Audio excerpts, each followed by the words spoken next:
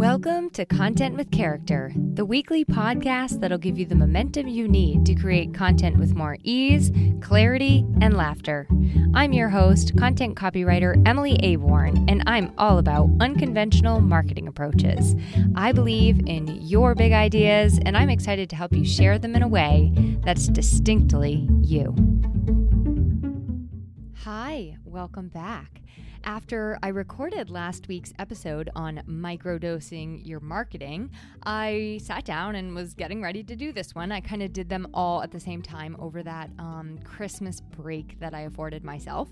So I sat down with this week's notes to do the same, and I said, oh my gosh, I realized this is so meta. I microdosed this whole entire recording process for the month. I set myself up for like a really smooth transition into January by outlining all the shows and then going back and like building out the outlines a little bit more and then recording them all at various times. So that's exciting. And I always like to be honest and tell you when I'm recording these episodes, because I don't want you to think I'm like magically over here doing this all live time on a weekly basis. But second of all, I like to give like mini little lessons within the lessons. So if you missed the microdosing episode, microdosing your marketing specifically, not just microdosing in general, I don't know anything about actual microdosing.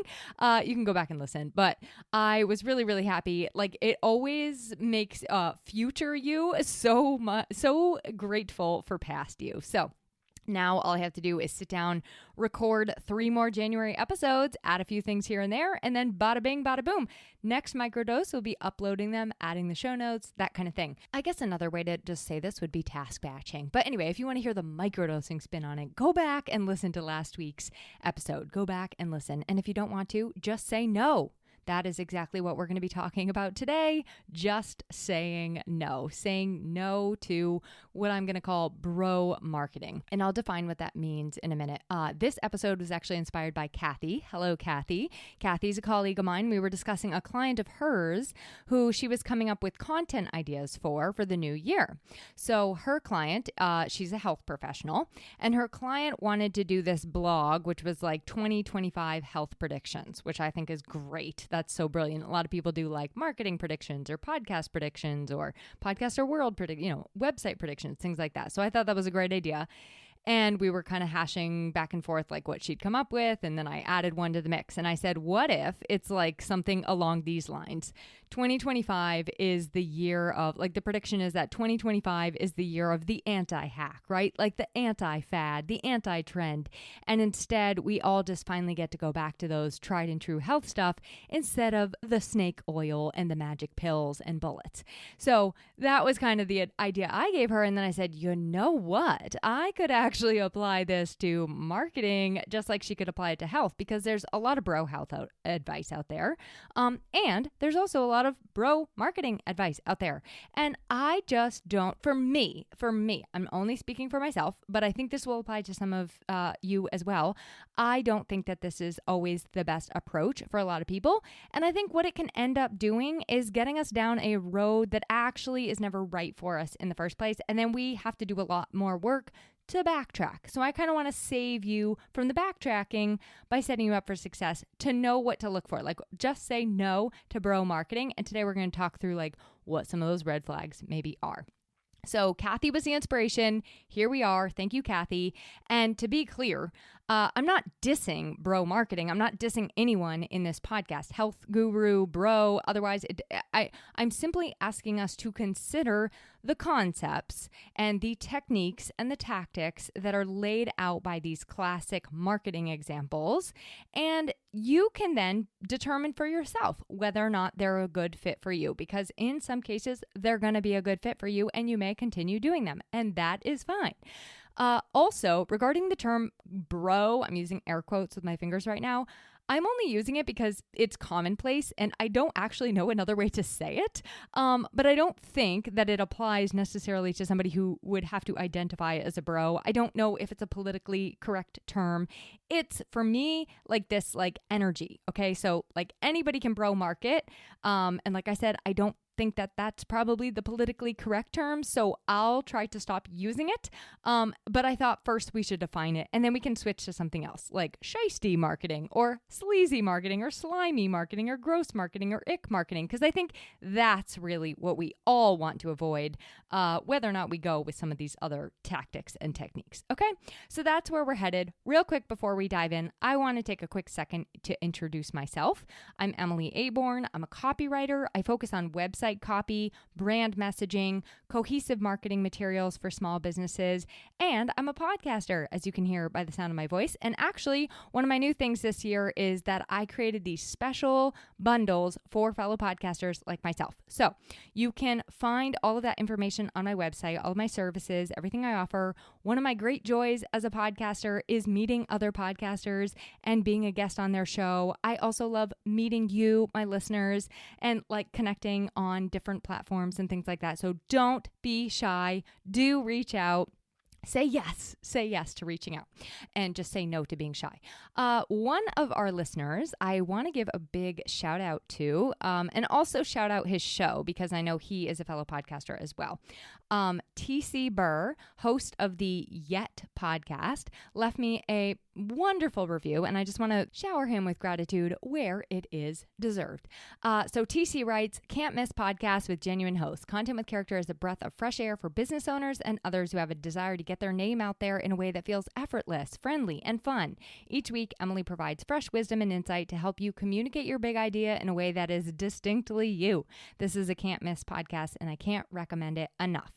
TC, thank you so much. I can't recommend your show enough. And if you are really looking for a podcast that's going to inspire you to get out of your own way and stop saying, "Oh, I can't do that now," you got to check out TC's show. It's just called Yet, YET, and it is a fantastic show. I'll make sure there's a link to it in the show notes. I know that TC is a podcast pro. He's a fantastic host. And I also happen to know that he is on board with this anti-bro marketing too, like so many of you are. So let's get into defining this phrase so that I can stop saying it and use a different word, okay? So the way I'm going to define bro marketings in simple terms, Emily terms, not to be confused with any highly accurate terms, bro marketing is like that aggressive, manipulative, disingenuous marketing, and it really puts an emphasis on quick wins, profit over people, over authentic connection and value. So it's all about the money and does not care about the person on the other side. It features lovely little tactics and techniques like scarcity tactics, pain point marketing, one-size-fits-all solutions and formulas, clickbait, ooh, my favorite, manipulation disguised as value, inflated promises, endless pestering of those who do not actually want to partake in your services or offers in the first place. The list goes on. That's the gist. So now you can see why I would like to use the term sheisty marketing, because those things are sheisty. So here are three specific examples you might actually see out in the wild. And you'll notice a common theme in all of these: disingenuous. Okay. And that is not what we are here for. Number one, the fake countdown. Scarcity, fake urgency, not a fan. I don't like it. I don't actually, I'm not the kind of person who's going to buy now or else, or buy this at this rate for just one more hour. In fact, I was looking at airline tickets the other day, and I'm sure that countdown is not even fake. But the red text that said just one more at this price, it actually just really made me feel anxious and overwhelmed, and like it was too much pressure, and I could not make that major of a decision right now with that little red text glaring back at me. So it's different when it's real, obviously, like the airline ticket situation probably is real. And in that instance, I could see how it would appeal to a certain person and be the nudge that somebody needs. But when they are fake, and they are often fake, and there is often that false urgency, I say no thanks, just say no. The second one is just one funnel away promises. So these are claims like, this one secret will 10x your revenue overnight. Then You click on the secret, you download the little whatever it is, and you just get these high pressured upsells because you know what? That secret did not 10x your revenue overnight. I would lump this in to just like any content you sign up for or you're lured into that promises something, but then it's actually just this thinly veiled upsell tactic. I've had podcast guest appearances actually where this happens, where I'm the guest, okay, and the host uses their podcast guesting seat as like a lead magnet to their to their funnel. So then I'm either like sold right then and there, or it's this like slow trickle, which actually the slow trickles are really the ones that get me because I can say no in the moment, but then you just keep on trickling me and I'm like, oh my God, I want to unsubscribe, but I feel bad because I was a guest on your show and they're trying to now sell me something. I do not like it. That is, to me, false marketing, false advertising, unless you're, of course, disclosing that up front or asking for permission to sell somebody something, okay? Number 3, exploitative testimonials. What do I mean by exploitative? That's a big word. It's a big word to try saying that. It was like exploding out of my mouth. Okay.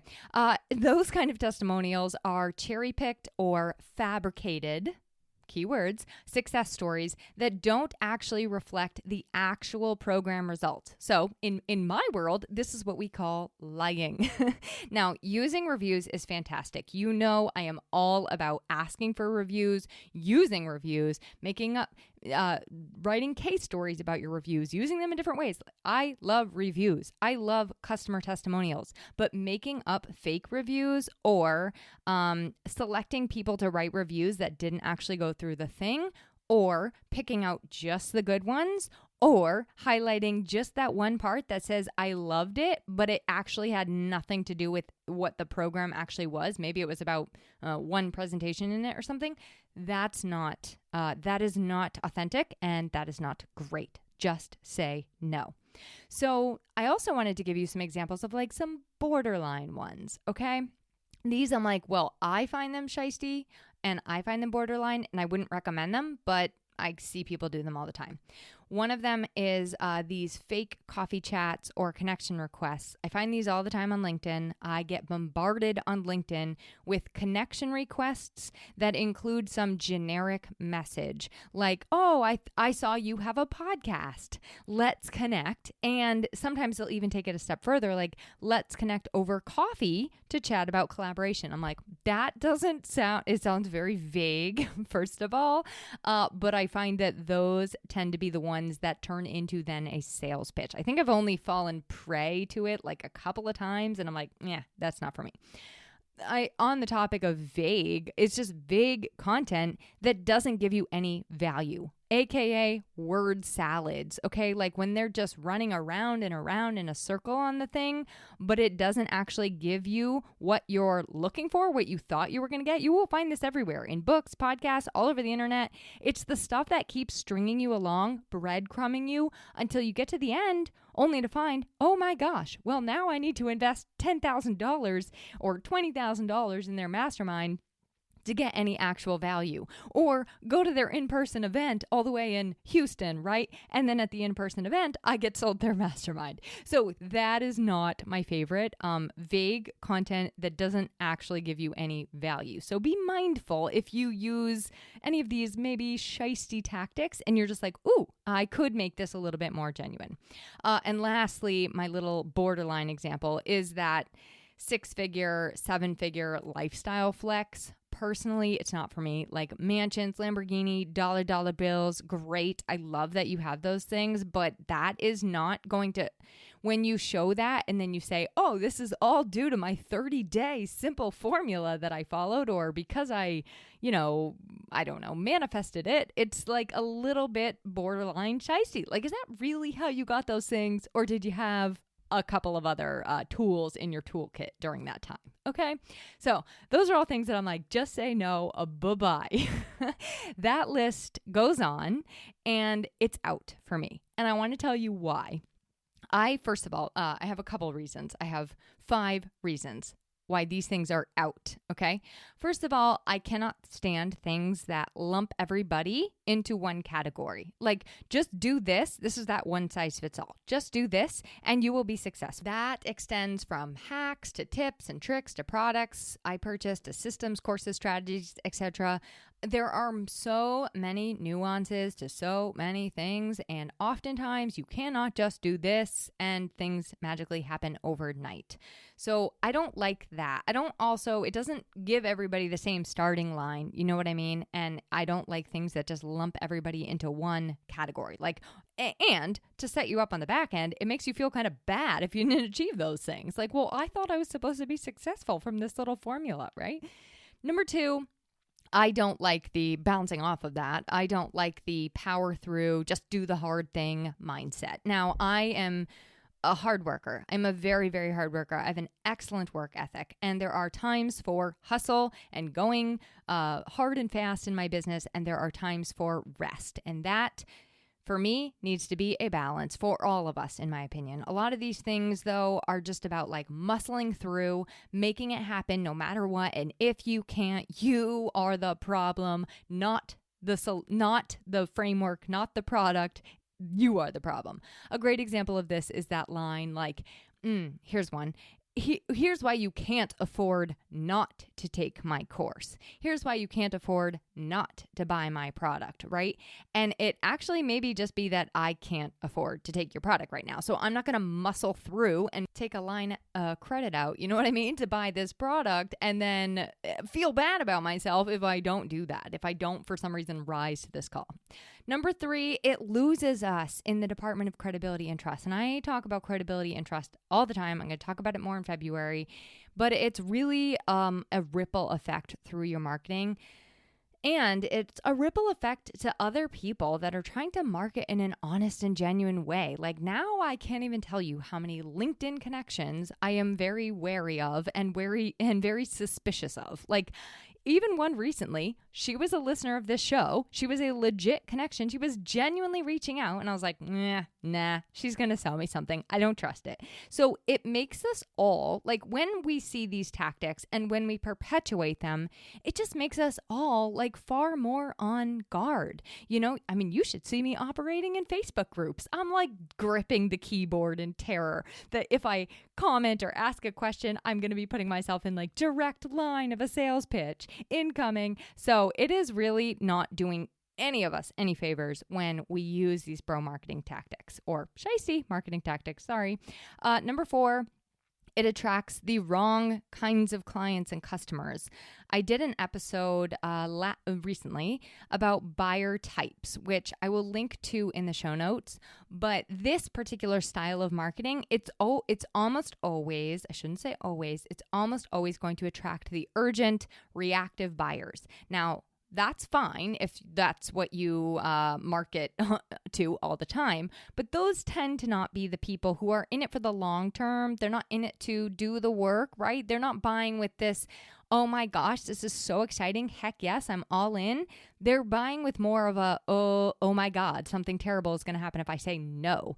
And that can lead to resentment, regret, failure to achieve the results they set out to, a whole number of things that you probably don't want associated with your brand.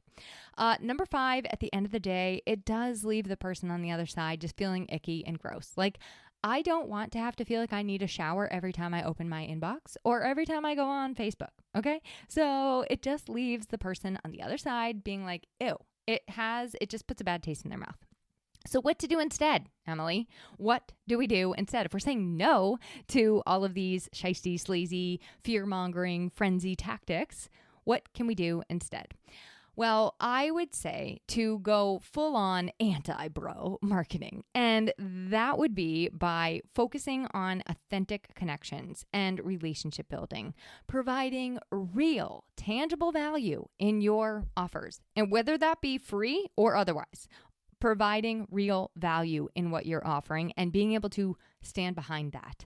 And at the end of the day, it is really about marketing with integrity and transparency. And I also want to encourage you in this, before I talk about your own marketing practices, you can just go ahead and pass these things by, and that is okay. Please do not allow yourself to feel shame if somebody is trying to use these tactics on you to get you to purchase something, because I want you to be purchasing from a place of like, oh my gosh, I am so excited. Yes, sign me up. Rather than, oh my gosh, something terrible is going to happen if I say no, or I'm broken if I say no, or I can't do it if XYZ. I don't want you purchasing things like that. That's not fun for you, okay? It's not fun for me either. In closing, I want to encourage you to look at your own marketing practices. Just kind of think everything through. Take a little inventory. Do you spot anything that's kind of sheisty, kind of dishonest? Any of these bro-like tendencies? I have done it. I'm going to raise my hand. I've created fake scarcity by saying, only a few spots left when it was a virtual thing and there were actually a lot more slots left. I've tapped a little bit too hard on people's pain points. When I was first starting out, I thought that was the way to go. I thought that was the way you were supposed to do it. And I've also had people I have paid for strategy and for consulting. I've had them show me how to use a lot of these marketing tactics to grow my business and my brand. And that's where I finally stood up, had my own back, had my own businesses back. And I said, no, that is not for me. So look at your own stuff. And if you find something that reeks of inauthenticity, there's another one for you. Don't wait. Rewrite that, okay? Go in and fix it right now. Update it. Ask yourself what this needs and take a intentional, human, caring, value-add approach to each and everything your marketing touches. We want to be mindful with our marketing. We want to be human in our marketing. We want to make sure we're remembering that there are people on the other side of this, and that is what we're here to work with and to attract. So for more resources on ethical marketing, I actually have 3 things I'd like to include in the show notes for you that I would encourage you to check out when you have time. There are actually 3 podcasts. So if you like my podcast, you might like these. Number 1, I had a guest, Alice Carolina, on my former She Built This podcast. She was a fantastic guest. She actually gave you she gives a list kind of all of these sort of non-ethical marketing tactics that they're not as obvious as these ones. I'll say that. Okay. They're a little more nuanced and I really like it. Second one is Andrea Jones. She is the host of the Mindful Marketing podcast. She talks about authentic and human marketing all the time. And I can't recommend her podcast enough. I've been a guest. I love her. She has the best energy and she is a very authentic human being. And then number 3 is Sarah Heater. She is host of the Big Brave Business podcast and she's always talking about ethical marketing, using AI ethically. There's a lot in there. So listen to those, check it out, check your own stuff out, and let's keep this conversation going. I would invite you to connect with me on Instagram or LinkedIn or Facebook. Share your own bro marketing nightmares with me. I want to hear them. And next week, we're going to get into one of my favorite topics. I know many of yours too, making stories work for you in your marketing. I'm going to give you a lot of storytelling ideas, and who knows, it's probably going to have to be a 2, 3, 4-parter. I do want to keep making these short and sweet. I'm trying. We'll see. So on that note, I will let you go and I will chat with you next week. Thanks for listening to this week's episode of Content with Character. If you loved the episode, please make sure to subscribe to the podcast, rate, review, and share it with someone else you know it could help. For more content and visibility tips, visit my blog at emilyaborn.com and be sure to connect with me on Instagram at Emily Aborn. I'd love to hear how this inspired you to take action.